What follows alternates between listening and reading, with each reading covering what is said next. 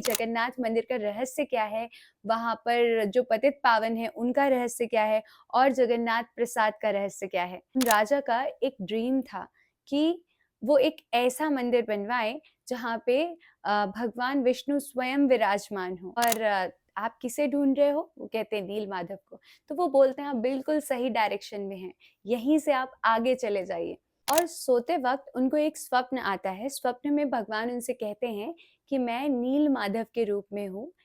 वो रोज़ सुबह कहीं जाते हैं, सुबह-सुबह बिना बताए किसी को चुपके से, और वो जब वहाँ से वापस आते हैं, तो एक दिव्य सुगंध के साथ वापस आते हैं। पितृ क्रिया कौन करेगा? तो मैं आज वचन देता हूँ और वहाँ जाके ये सारे पितृ कार्य करूँगा। तो नारद मुनि कहते हैं कि मैया मुझे ना प्रसाद चाहिए प्रभु। हरे कृष्णा एवरीवन। लास्ट वीडियो में मैंने आपके साथ डिस्कस किया था कि किस तरीके का एक्सपीरियंस था मेरा जगन्नाथ मंदिर तक पहुंचने का, ट्रेन का सफ़र, और क्या-क्या रियलाइजेशन हुए।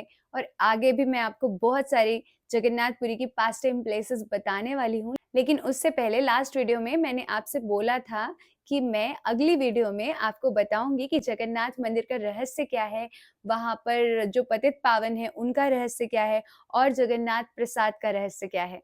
क्या होता है कि सतयुग में एक इंद्रद्युम्न नाम के राजा रहते थे। तो वो राजा बहुत ही ज़्यादा पायस थे, चैरिटेबल थे, बहुत सारे मंदिरों का निर्माण कराते थे। और वो राजा और उनकी पत्नी रानी गुंडीचा बहुत ही ज़्यादा भक्ति में थे, विष्णु भक्ति करते थे। और उन राजा का एक ड्रीम था कि वो एक ऐसा मंदिर बनवाएँ जहाँ पे भगवान विष्णु स्वयं विराजमान हो। कोई अर्च विग्रह नहीं, अर्च विग्रह के रूप में नहीं, बल्कि स्वयं भगवान विष्णु ही रहे वहाँ पे। तो ये उनका डिज़ायर था। तो ऐसे ही हमेशा वो इस डिज़ायर में रहते थे और भगवान की भक्ति करते थे। जो राजा रहते हैं वो सो जाते हैं और सोते वक़्त उनको एक स्वप्न आता है। स्वप्न में भगवान उनसे कहते हैं कि मैं नीलमाधव के रूप में हूँ, मुझे ढूँढो। और मैं नीलमाधव के रूप में ही साक्षात विराजमान हूँ। तो जो राजा रहते हैं, उनके जो राज्य में 4 इंटेलिजेंट लोग रहते हैं, उनको वो बुलाते हैं और चारों लोगों को वो अलग-अलग दिशाओं में भेजते हैं। तो सभी अलग-अलग दिशाओं में चले जाते हैं। इनमें से जो विद्यापति रहते हैं, वो साउथ डायरेक्शन में जाते हैं। विद्यापति के अलावा जो 3 लोग रहते हैं, वो सब नीलमाधव की सर्च में होते हैं, लेकिन वो सर्च नहीं कर पाते। लेकिन जो विद्यापति होते हैं, उनको बहुत ज़्यादा डेडिकेशन रहता है और उनको रहता है कि अब बाकी लोग सर्च नहीं कर पाए हैं तो इट्स माय रिस्पॉन्सिबिलिटी कि मैं नीलमाधव को सर्च करूँ और राजा इंद्रद्युम्न को उनका पता बताऊँ। तो वो ऐसे ही जाते हैं, बहुत थके हुए रहते हैं, बहुत ज़्यादा चलते हैं। और बाद में ऐसा होता है एक पॉइंट पे कि जो गोपाल होते हैं, श्री कृष्ण होते हैं, वो गोपाल के रूप में आते हैं और इतने भूखे प्यासे विद्यापति को देखकर वो उनको एक मटका दे देते हैं दूध का और कहते हैं कि इसको पी लो। और आप किसे ढूँढ रहे हो? वो कहते हैं नीलमाधव को। तो वो बोलते हैं आप बिल्कुल सही डायरेक्शन में हैं, यहीं से आप आगे चले जाइए। जो विद्यापति रहते हैं, वो आगे जाते हैं वहाँ से डायरेक्शन में। उन्हें एक कबीला मिलता है, एक ट्राइबल कम्युनिटी मिलती है। वो वहाँ जाके विश्राम करने के लिए बोलते हैं। तो वो जो लड़की रहती है उसका नाम रहता है ललिता। ललिता बोलती है कि मेरे पिता आ जाएँ, उसके बाद मैं उनसे आज्ञा लेके आपको विश्राम करने की अनुमति दे सकती हूँ। तो जब उनके पिता आते हैं तो ललिता और उनके पिता विश्ववसु दोनों उनको आज्ञा दे देते हैं विद्यापति को, कुछ दिन हमारे घर आप ठहर सकते हैं, विश्राम कर सकते हैं। तो वहाँ पे रहने लगते हैं विद्यापति। अब विद्यापति वहाँ पे एक चीज़ नोटिस करते हैं कि जो विश्ववसु हैं, ललिता के पिता, वो रोज़ सुबह कहीं जाते हैं, सुबह-सुबह बिना बताए किसी को चुपके से, और वो जब वहाँ से वापस आते हैं, तो एक दिव्य सुगंध के साथ वापस आते हैं। तो बहुत ज़्यादा क्यूरियोसिटी रहती है विद्यापति के मन में कि ये कौन-सी प्लेस है? वो ललिता से पूछते हैं, पर ललिता कहती हैं कि मुझे इस बारे में नहीं पता और मैं नहीं बता सकती। ललिता और विद्यापति की शादी की बात चलने लगती है, बिकॉज़ विद्यापति एक बहुत अच्छे ब्राह्मण रहते हैं, बहुत अच्छी क्वालिटीज़ रहती है उनके अंदर, तो विश्ववसु सोचते हैं कि इतना अच्छा लड़का मुझे कहाँ मिलेगा? तो ललिता और विद्यापति दोनों का विवाह हो जाता है। विवाह के बाद अब विद्यापति पूछते हैं ललिता से कि अब तो मैं आपका हस्बैंड हूँ, तो प्लीज़ मुझे बताइए कि वो कौन-सी प्लेस है जहाँ आपके फादर जाते हैं? तो वो बताती हैं कि वो वहाँ पे नीलमाधव के पास जाते हैं। जबकि ललिता खुद वहाँ पे कभी नहीं गई हुई हैं। एक्चुअली ये बहुत सीक्रेट प्लेस है और नील माधव को केवल और केवल विश्ववसु ने ही देखा था और किसी ने नहीं। तो अ, जब शादी हुई थी उस वक़्त विश्ववसु ने विद्यापति को बोला था कि आपको जो भी माँगना है आप मुझसे माँग सकते हैं, क्या चाहिए आपको उपहार में? विद्यापति विश्ववसु से कहते हैं कि आप जो उपहार मुझे देने वाले थे वो मुझे अभी चाहिए। तो उन्होंने बोला क्या चाहिए? तो उन्होंने बोला कि आप जहाँ जाते हैं रोज़ सुबह-सुबह, मुझे भी वहाँ पे जाके दर्शन करने हैं। मुझे पता चला है कि वहाँ पे नील माधव हैं, स्वयं भगवान हैं, तो मुझे उनके दर्शन करने हैं, मुझे उन्हें देखना है। तो विश्वावसु बहुत कन्फ्यूज़न में पड़ जाते हैं कि अब ये सीक्रेट तो रिवील हो जाएगा। आज तक मैंने ये सीक्रेट किसी को भी नहीं बताया। लेकिन उन्हें लगता है कि ये तो अब मेरा सन इन लॉ है, तो इनको तो मुझे बताना चाहिए। तो वो एग्री कर लेते हैं, लेकिन वो क्या करते हैं कि विद्यापति की आँखों में पट्टी बाँध देते हैं और इस तरीके से वो विद्यापति को अपने साथ लेके जाते हैं नीलमाधव के दर्शन कराने। लेकिन विद्यापति भी बहुत स्मार्ट होते हैं, वो कुछ मस्टर्ड सीड, सरसों के दाने अपने साथ रख लेते हैं, ताकि वो जब चलें तो सरसों के दाने गिरते जाएँ और जब बाद में वो सरसों उग जाएगी सही सीज़न में, तो उनको उस रास्ते का पता चल जाएगा। तो ऐसा ही होता है, वो सरसों के दाने गिरते हैं, वो नील माधव के पास जाते हैं, नीलांचल के पास, और नीलांचल के पास एक रोहिणी कुंड रहता है। नीलांचल के पास जाके उनकी आँखें खोल दी जाती हैं और जब वो रोहिणी कुंड में एक चीज़ देखते हैं कि एक कौवा वहाँ पे आता है, उस रोहिणी कुंड में स्नान करता है और जब वो बाहर निकलता है, तो वो विष्णुदूत बन जाता है और उसे स्वयं गरुड़ लेने आते हैं और गरुड़ में बैठकर वो वैकुंठ चला जाता है। तो विद्यापति के मन में आता है कि क्यों ना मैं भी इस कुंड में, इस रोहिणी कुंड में डुबकी लगा लूँ और मैं भी ऐसे वैकुंठ चला जाऊँ। फिर उसके बाद क्या होता है कि वो सोचते हैं कि मैं चला तो जाऊँ, लेकिन इंद्रद्युम्न महाराज ने मुझे भेजा है, उन्हीं की वजह से मुझे आज ये नीलांचल का, नील माधव का पता चला है, तो मुझे अपना मिशन पूरा करना है। तो वो अंदर जाते हैं, नील माधव के दर्शन करते हैं। नील माधव इतने सुंदर होते हैं, उनकी आँखें लोटस साइज़ बहुत सुंदर होती हैं। शंख, चक्र, गदा, पद्म, पद्म में, कमल में लक्ष्मी जी विराजमान होती हैं। वो सारी चीज़ें स्वयं स्वीकारते हैं, खाते हैं, बोलते हैं, चलते हैं, सारी सेवाएँ प्रत्यक्ष रूप से स्वीकार करते हैं, स्वयं भगवान। सो ये देखकर अम विद्यापति को बहुत ज़्यादा प्रसन्नता होती है और उसके बाद वो लोग वापस चले जाते हैं। कुछ समय बाद जब ऐसा सीज़न आता है कि सरसों उग गई हो सब जगह, तो उस समय पे विद्यापति विश्ववसु से जाके बोलते हैं और ललिता से जाके बोलते हैं कि अब मुझे वापस जाना पड़ेगा। मेरी वहाँ पे एक और पत्नी है और मैं उससे मिल के आने के बाद ललिता को भी वापस ले जाऊँगा। वापस वो चले जाते हैं इंद्रद्युम्न महाराज के पास, पूरा वृतांत इंद्रद्युम्न महाराज को बताते हैं। इंद्रद्युम्न महाराज बहुत ज़्यादा प्रसन्न हो जाते हैं।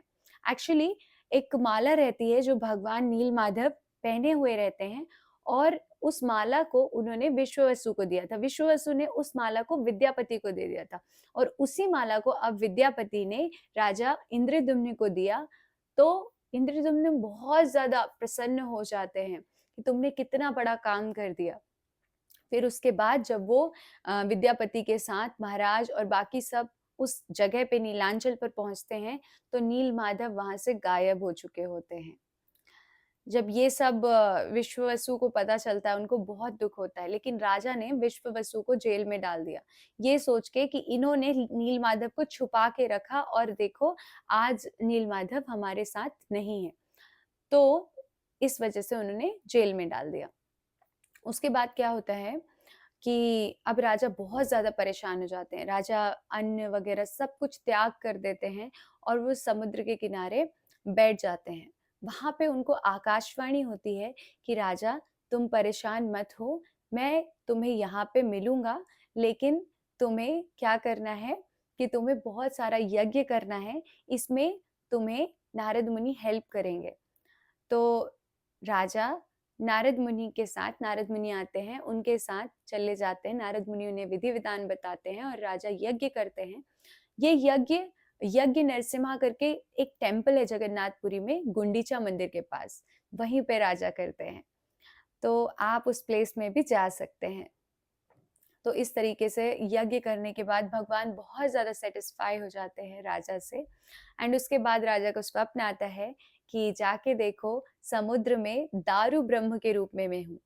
मतलब एक वुड का एक लॉग होता है, उसके रूप में 3 ऐसे लॉग्स आते हैं, जिसमें एक जगन्नाथ का लॉग होता है, मतलब उसमें सारे शंख, चक्र, गदा, पद्म ऐसे चिन्ह होते हैं।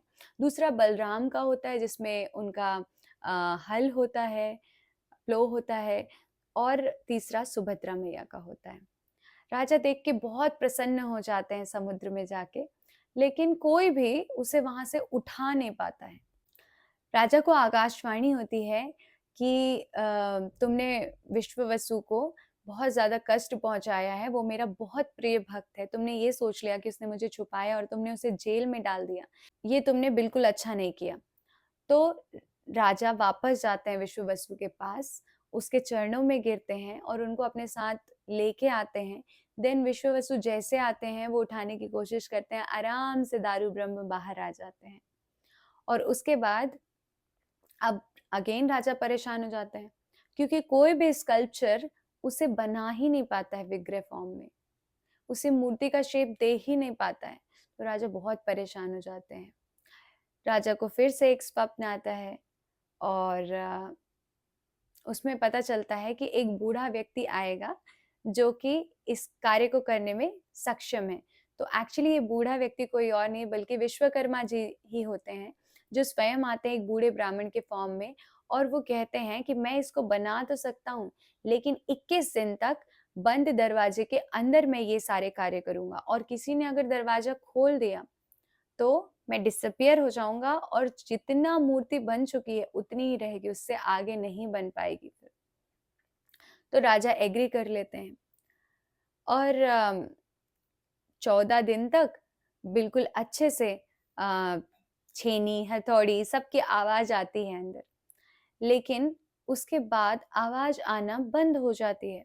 इंद्रद्युम्न महाराज की पत्नी, वो बहुत ज्यादा परेशान हो जाते हैं कि ऐसा क्या हुआ जो आवाज नहीं आ रही है, कहीं ये ब्राह्मण बीमार तो नहीं हो गए, कहीं कुछ दिक्कत तो नहीं हो गई। इस तरीके से एंग्जाइटी में आके वो दरवाजा खोल देती हैं। जब दरवाजा खुलता है तो वो देखते हैं कि जो मूर्तियां बनी है वो तो अधूरी ही हैं। जगन्नाथ, बलदाव, सुभद्रा सब आधे आधे, उनके हाथ पूरे नहीं बने, उनके पैर नहीं है, सुभद्रा मैया के हाथ नहीं है। ये सब देख के राजा बहुत ज्यादा दुखी हो जाते हैं, शॉक्ड हो जाते हैं कि ये मैंने क्या कर दिया। मैंने अधूरे में दरवाजा खोला, और देखो मेरी वजह से मेरी पत्नी और मेरी वजह से ये स्टेट आ गया। बहुत दुखी होते हैं, परेशान होते हैं, रोने लगते हैं।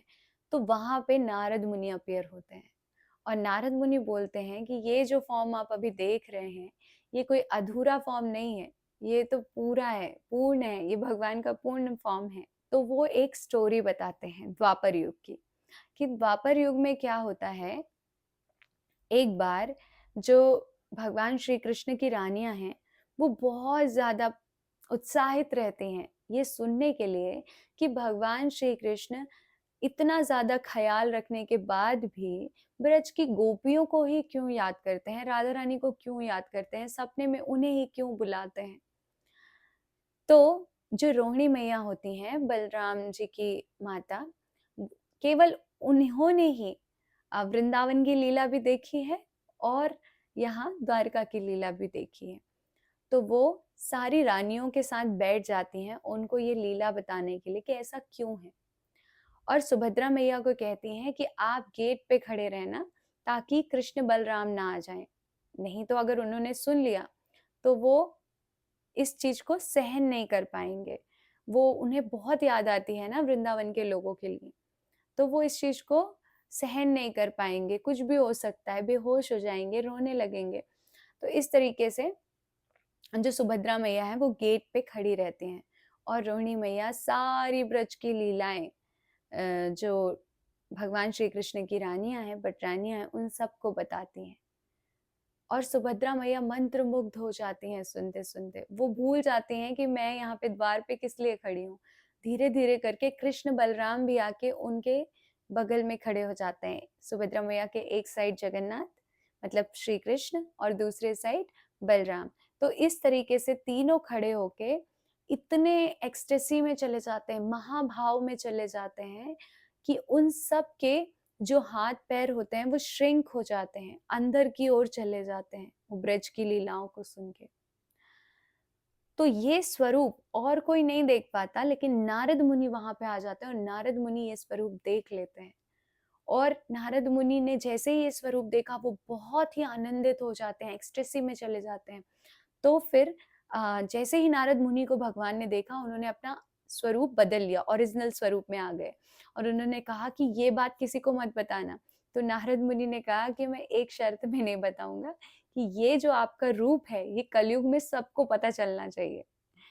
तो भगवान सैंक्शन कर देते हैं, वो बोलते हैं कलयुग में सबको ये दर्शन होंगे। तो कलयुग के भगवान हैं जगन्नाथ। तो यही बात नारद मुनि महाराज इंद्रद्युम्न को बताते हैं। तो महाराज इंद्रद्युम्न बहुत ज्यादा संतुष्ट हो जाते हैं और वो सोचते हैं कि अरे ये तो पूर्ण फॉर्म है, मैं तो इनको अधूरा समझ रहा था। तो इस तरीके से बहुत ज्यादा खुश होके वो उनको अच्छे से पेंट कराते हैं नेचुरल कलर्स से।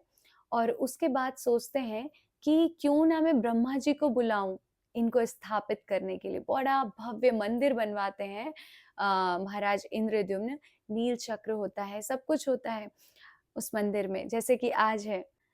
तो वो नारद मुनि के साथ ब्रह्मलोक जाते हैं। ब्रह्मलोक में ब्रह्मा जी अपनी समाधि में बैठे होते हैं, तो थोड़ा उन्हें वेट करना पड़ता है। और वो वेट, जस्ट एक मोमेंट का वेट यहाँ पे इतना ज्यादा हो जाता है कि कई युग बीत जाते हैं। और हर कोई महाराज इंद्रद्युम्न को भूल जाते हैं कंप्लीटली। जो जगन्नाथ का मंदिर बनता है वो मंदिर पूरा का पूरा सैंड से, धूल से पूरा कवर हो जाता है।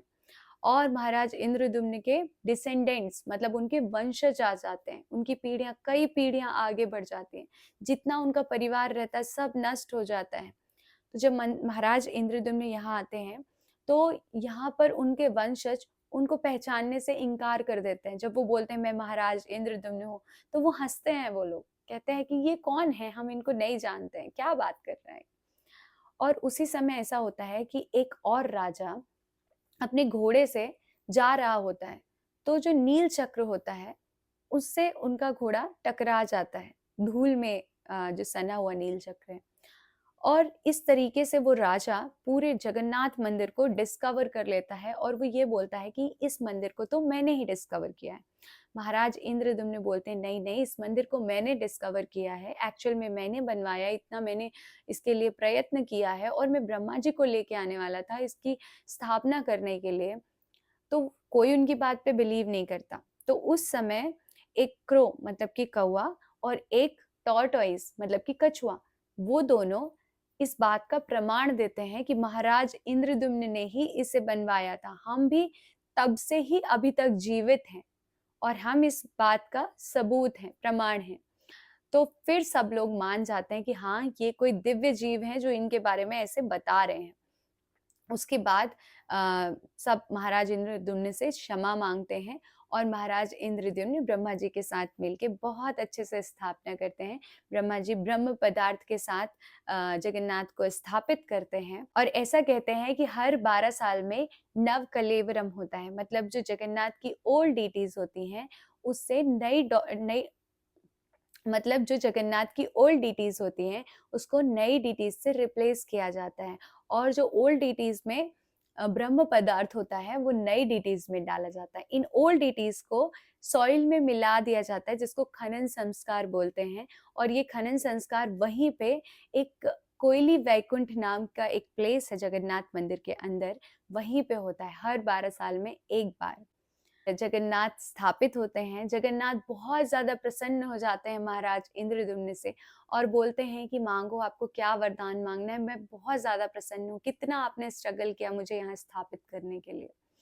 तो महाराज इंद्रद्युम्न बोलते हैं कि मुझे कुछ नहीं चाहिए, बस ये चाहिए कि मेरा कोई परिवारजन ना हो, क्योंकि जगन्नाथ आप तो इस पूरे जग के हैं, मेरे परिवार के नहीं। कोई ये ना कहे फ्यूचर में कि जगन्नाथ तो हमारे हैं, हमारे महाराज इंद्रद्युम्न ने, हमारे पितामह ने ऐसा ऐसा किया। जगन्नाथ एक और वरदान देते हैं महाराज इंद्रद्युम्न को। बोलते हैं कि जब आप ब्रह्मलोक चले गए थे, तो उस समय जो आपकी पत्नी महारानी गुंडीचा हैं, वो बहुत परेशान रहती थी, सोचती थी कि हमारा कोई पुत्र नहीं है, हमारा पितृ संस्कार कौन करेगा, पितृ क्रिया कौन करेगा? तो मैं आज वचन देता हूँ कि हर साल जगन्नाथ यात्रा के समय मैं गुंडीचा मंदिर जाऊँगा अपने घर और वहाँ जाके ये सारे पितृ कार्य करूँगा। तो इसीलिए हर साल जब जगन्नाथ 14 दिन के लिए बीमार होते हैं, तो गुंडीचा मंदिर में जाके क्वारंटाइन होते हैं और वहाँ पे वो ये सारे कार्य करते हैं। एक और वरदान माँगते हैं महाराज इंद्रद्युम्न जगन्नाथ से, आपका प्रसाद सबको मिलना चाहिए, हम आपको बहुत ज़्यादा भोग लगाएँ, दिन भर आप खाएँ और सबको खिलाएँ। इसीलिए जगन्नाथ मंदिर का प्रसाद कभी भी खाली नहीं पड़ता और बहुत ज़्यादा महत्व है वहाँ के प्रसाद का। एक और चीज़, जब कृष्ण बलराम और सुभद्रा मैया ये लोग जब आते हैं ना कुरुक्षेत्र में, प्लेस ऑफ पिलग्रिमेज में, तो क्या होता है कि वहाँ पे ब्रजवासी भी आते हैं उस समय। जब गोपिकाएँ, राधा रानी सब देखते हैं कृष्णा को, तो वो सोचते हैं कि ये तो हमारे कृष्ण नहीं है, ये तो हमारा कान्हा नहीं है, ये तो कोई राजकुमार जैसे, महाराज जैसे, हमारा कान्हा नहीं है। तो वो लोग क्या करते हैं, रथ को ब्रज की तरफ खींचने लगते हैं। इसीलिए ये रथ यात्रा करी जाती है कि वापस उनको ब्रज की ओर ले जाया जा रहा है। अब मैं आपके साथ शेयर करने वाली हूँ जगन्नाथ महाप्रसाद की स्टोरी। तो उसमें क्या होता है कि एक बार नारद मुनि जाते हैं श्री मंदिर में, भगवान श्री विष्णु और लक्ष्मी जी के पास। तो वैकुंठ में जाके वो लक्ष्मी जी की बहुत अच्छे से सेवा करने लगते हैं, उनको प्लीज़ करने की कोशिश करने लगते हैं। तो लक्ष्मी जी पूछती हैं कि नारद मुनि आज क्या हुआ? आप क्यों इतना हमें प्रसन्न करने की कोशिश कर रहे हैं? तो नारद मुनि कहते हैं कि मैया मुझे ना प्रसाद चाहिए प्रभु का। तो लक्ष्मी जी थोड़ा नाराज़ हो जाती हैं, बोलती हैं कि अभी तो मुझसे उन्होंने मना किया था कि मेरा प्रसाद किसी को मत देना। तो क्या करती हैं वो, विष्णु जी से जाके डिस्कस करती हैं। तो विष्णु जी कहते हैं कि जब मैं ना देखूँ, जब मैं प्रसाद खा रहा हूँ और मैं ना देखूँ, इधर-उधर देखूँ, तो तुम धीरे से निकाल के थोड़ा-सा प्रसाद नारद को दे देना। तो इसी प्रकार से लक्ष्मी मैया करती हैं और नारद मुनि को प्रसाद मिल जाता है। नारद मुनि प्रसाद को खा के इतने एक्सटेटिक हो जाते हैं, इतने आनंदित हो जाते हैं, कीर्तन करने लगते हैं, डांस करने लगते हैं और ऐसे नृत्य करते-करते सब जगह घूमने लगते हैं। जब ये बात शिव जी को पता चलती है, शिव जी देखते हैं, तो वो कहते हैं कि मुझे भी चाहिए प्रसाद। प्रसाद खा के इतनी एक्सटेसी, मुझे भी ये आनंद चाहिए महाप्रसाद का। तो नारद मुनि कहते हैं कि मैंने तो पूरा प्रसाद खा लिया, मेरे पास तो बचा नहीं। तो शिव जी कहते हैं देखो कहीं पे कुछ तो लगा होगा, आपके मुख में ही होगा। तो एक दाना निकाल के नारद मुनि उनको अपने मुख से दे देते हैं और शिव जी उस प्रसाद को खा के इतने आनंदित हो जाते हैं, वो भी बहुत ज़्यादा नृत्य करने लगते हैं, तांडव करने लगते हैं। तो अब वो सोचते हैं कि अरे! यहाँ तो प्रलय ही आ जाएगा। जब माता पार्वती आती हैं, शिव जी को शांत कराने की कोशिश करती हैं, लेकिन वो तो आनंद में झूमते रहते हैं। माता पार्वती नारद मुनि से पूछती हैं, इनको क्या हुआ है?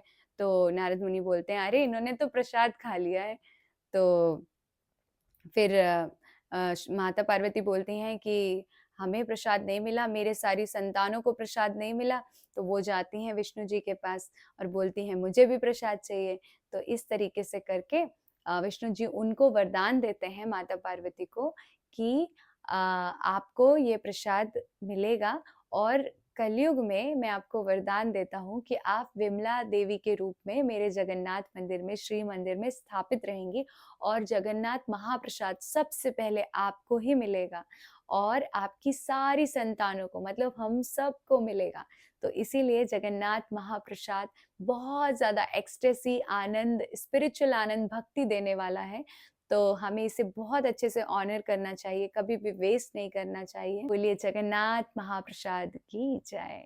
अब जो तीसरी लीला मैंने आपको बताने बोली थी, वो थी पतित पावन की लीला। सो पतित पावन कौन है? जब जगन्नाथ सिंगल रहते हैं तो वो पतित पावन है, मैंने आपको बताया था। सो क्या होता है कि एक राजा रहते हैं जगन्नाथपुरी के, बहुत अच्छे से जगन्नाथ जी की सेवा करते हैं, सारा कार्यभार सँभालते हैं। उसी समय मुगलों का अटैक होता है सब जगह और वो राजा इतने सुंदर रहते हैं कि उस मुगल को लगता है कि मैं अपनी बेटी की शादी इस राजा के साथ कर दूँ। पर ऐसा नियम है जगन्नाथ मंदिर का कि जो भी हिंदू ना हो, वो जगन्नाथ मंदिर में एंटर नहीं कर सकता। लेकिन राजा सोचते हैं कि जगन्नाथ मंदिर में मुगलों का कब्जा हो जाए, उससे अच्छा है कि मंदिर को सेव करने के लिए मैं इस मुगल की लड़की से अपनी शादी कर लूँ। तो इस तरीके से राजा और उस मुगल शासक की बेटी दोनों की शादी हो जाती है। शादी के बाद राजा उस मंदिर में एंटर नहीं कर पाते, पर वो बहुत अच्छे भक्त रहते हैं भगवान के। तो वो मंदिर के बाहर ही बैठ के रोते हैं, जगन्नाथ जगन्नाथ आ जाइए, जगन्नाथ दर्शन दीजिए, जगन्नाथ जगन्नाथ। तो जगन्नाथ से रहा नहीं जाता और फिर जगन्नाथ ऐसा करते हैं कि पतित पावन के रूप में कहते हैं कि मैं हमेशा डोर पे ही विराजमान रहूंगा और वहीं से सबको दर्शन दूंगा, वहीं से उस राजा को दर्शन दूंगा। तो इसीलिए आज भी पतित पावन बाहर है और जो भी फॉरेनर्स हैं, मुस्लिम्स हैं, जो भी जगन्नाथ की दर्शन करना चाहते हैं, जगन्नाथ उनको बाहर से ही हमेशा दर्शन देते हैं और कहते हैं कि जो पतित पावन रूप का दर्शन करता है भगवान के, जगन्नाथ के, वो जगन्नाथ को दर्शन करने के ही तुल्य है।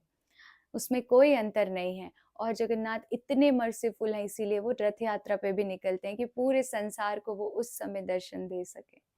बोलिए जगन्नाथ की जय। श्री श्री जगन्नाथ बलदाऊ सुभद्रा मैया की जय। नेक्स्ट पार्ट में मैं आपको बहुत अच्छी अच्छी लीला स्थलियों के बारे में बताना चाहती हूँ। आप प्लीज देखिएगा और इस वीडियो को ज्यादा से ज्यादा शेयर करिएगा। कमेंट करके जरूर बताइएगा कि आपको ये लीलाएं पता थी या नहीं और कैसी लगी। प्लीज बताइएगा। Thank you so much. Hare Krishna.